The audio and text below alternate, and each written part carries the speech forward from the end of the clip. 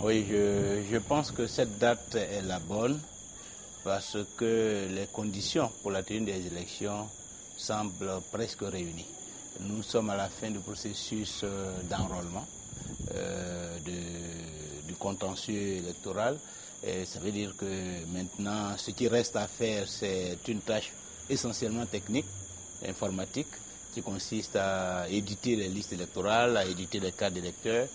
Donc nous pensons que d'ici le 31, d'ici même le début du mois de septembre, nous avons largement le temps de réaliser ces tâches-là et de programmer les élections. Évidemment, il reste la question de la sécurisation du processus électoral sur l'ensemble du territoire. Mais je pense que la date étant connue, il appartient au gouvernement de tout mettre en œuvre pour que cette opération soit réalisée.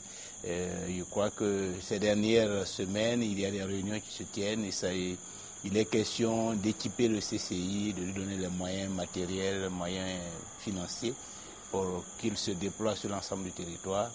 Je crois que nous venons d'une tournée au nord-ouest du pays.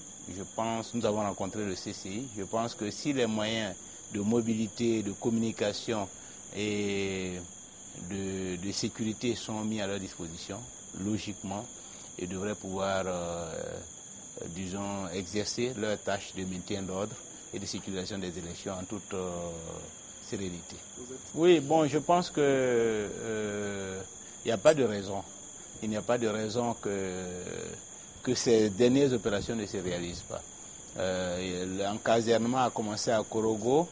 Je crois qu'il y a quelques problèmes matériels. Mais aujourd'hui, je pense que les difficultés sont plus d'ordre matériel que politique.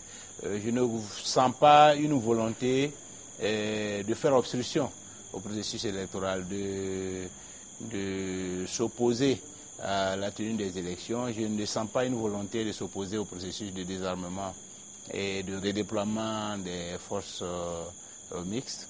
Je crois qu'il appartient surtout au gouvernement de se donner les moyens matériels, les moyens financiers pour que tous ceux qui doivent être encasernés le soient effectivement, que les forces qui sont chargées de la sécurité aient les moyens matériels pour être présents physiquement sur le terrain.